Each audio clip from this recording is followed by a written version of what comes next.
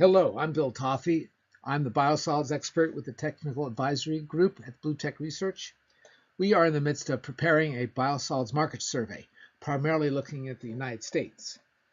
One of the key features of our marketplace is that we are not driven by regulation. Our regulations are 23 years old and have not changed much. But we have been driven by our industry's professional organization, the Water Environment Federation, which has been advocating that our paradigm for operation move from that of sewage treatment to that of resource recovery. We look to Europe and see advances in anaerobic digestion as one of the key examples of how we can produce a product that is more recoverable as a resource for land recycling. Canby thermal hydrolysis process is the headliner in the technology that we have brought here. And whereas there's dozens of thermal hydrolysis systems in Europe, we now have our first reference facility at Washington, D.C., at DC Water's Advanced Wastewater Treatment Plant. They are producing their new product, Bloom. You can go to bloomsoil.org and you can put in an order for a truckload.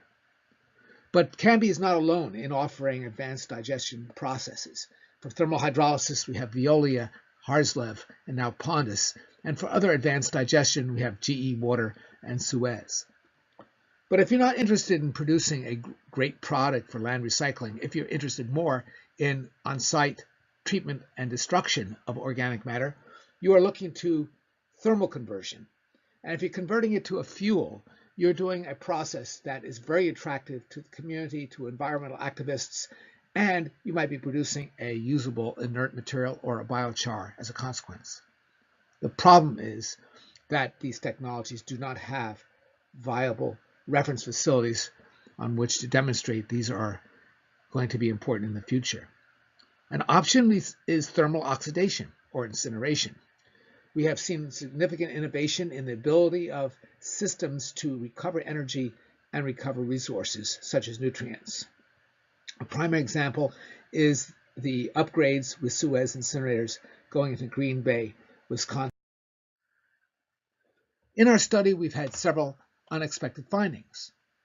One is the LIFT program, the Leadership Innovation Forum for Technology, has proven extremely helpful in advancing the technology, particularly for thermal conversion, taking it from the entrepreneurial step to the full-scale demonstration. In spite of a lot of product development in the area of pretreatment of sludges in advance of anaerobic digestion, many of these products have been removed from the marketplace, primarily because they haven't produced that much more biogas, which is an increasingly low-valued product, but mostly because these processes have not really worked. We've also learned that there is a lot of problems at agencies that are adopting new approaches to liquid side treatment, either for nutrient removal or for enhanced ultrafiltration. It's because the properties of the biosolids for dewatering have changed, and achieving high solids cake, high capture rates, and low polymer use is a negative, has been adversely affected by these advanced processes. We've also seen a big commitment to phosphorus removal from wastewater, primarily to meet effluent standards, but also to avoid struvite buildup within tanks and pumps and pipes in the plant.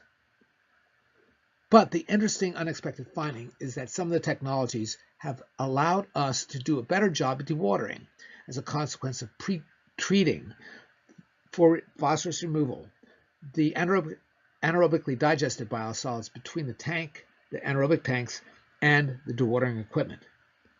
But it's not the only approach, such as Airprex, to alter the qualities of the feed to the dewatering equipment. You have thermal process systems with its meso-air, and you have OREG, a company that offers high-pressure air, as two other technologies that are altering dewaterability of biosolids as a way of achieving efficiencies. So moving into the future, we're going to see continued resistance to technologies that are highly technical, in part because wastewater agencies continue to look for ways of reducing labor inputs to their process. We have not seen much development of automation equipment. We are looking at anaerobic digesters in the United States, which about half of the stabilization in the United States occurs at anaerobic digesters, and another huge number are in the area of aerobic digestion. They all meet only Class B level of technology for pathogen removal. And with the success of technologies that accomplish a Class A level of treatment, we're going to see agencies increasingly driven to pasteurize their biosolids before disposal or use. With a few reference facilities of incinerators that are showing energy neutrality and resource recovery, I think you'll see renewed interest in incineration as a biosolids treatment technology for agencies across the country. Again, with managers unwilling to expect a higher level of technical performance among its workforce, the future is going to belong to those companies that are willing to participate in long-term contracts with the public owner in the ownership and operation of their high technology equipment. Thank you.